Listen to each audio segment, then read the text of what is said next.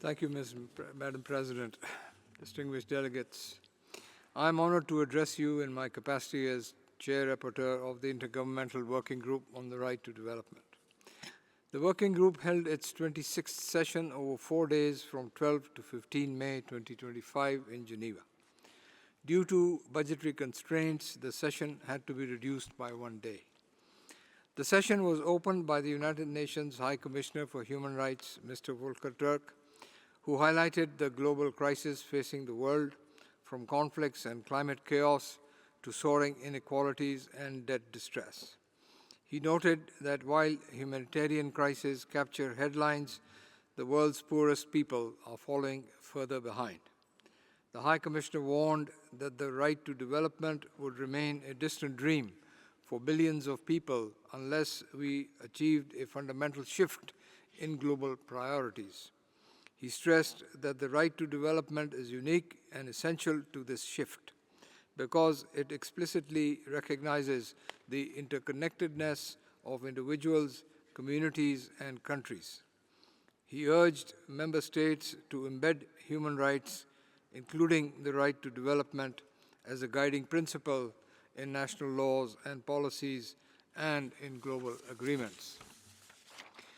Besides general statements by member states and other participants, the working group held a combined interactive dialogue with the Special Rapporteur and the chair of the expert mechanism on the right to development. Last year, the working group recommended convening an interactive dialogue with experts aimed at addressing the divergent views expressed in the working group. It also recommended continuing engagement with the subsidiary bodies and treaty bodies of the Human Rights Council with a view to mainstreaming the right to development in their work. In line with these recommendations, the 26th session included an interactive dialogue with subsidiary mechanisms of the Human Rights Council and treaty bodies on the theme of children, future generations, and development. A member of the Committee on the Rights of the Child and the Special Rapporteur on the Right to Development, along with other independent experts and practitioners, contributed to this important discussion. The working group also held 4 interactive dialogues with experts aimed at addressing divergent views expressed in the group. These dialogues focused on 1. The debt crisis and the right to development, 2. The right to development as a right of peoples, the collective dimension of the right of development, 3. Coercive measures and the right to development, and 4. Illicit financial flows and repatriation of funds of illicit origin. Over 20 invited experts offered their perspectives, generating considerable discussion and valuable feedback from delegations.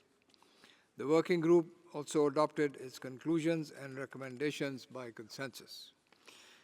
Madam President, the working group recommends that it continue to convene an interactive dialogue with relevant experts aimed at addressing divergent views expressed in the working group. It also recommends that the Human Rights Council should consider dedicating the next biennial panel discussion on the right to development to be held in 2026 to be the commemoration of the 40th anniversary of the adoption of the Declaration on the Right to Development. The working group, moreover, recommends that it consider the possibility of convening intersessional meetings across various geographical regions to benefit from diverse perspectives and unique regional challenges, and that it holds thematic discussions inter alia on the impact of emerging technologies and digitalization on the right to development, harnessing technology to bridge divides, empowering women and girls and persons in vulnerable situations, and countering disinformation and other new and emerging issues.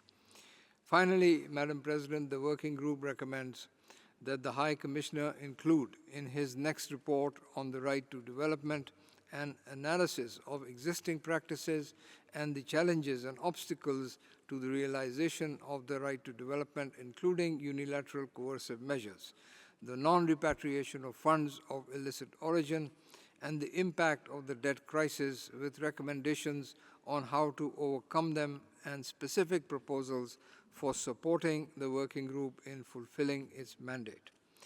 In conclusion, I would like to thank all delegations for their trust and confidence reposed in me and for their active participation in the work of the working group, and to the Council as well as the Office of the High Commissioner for their sustained support. I thank you.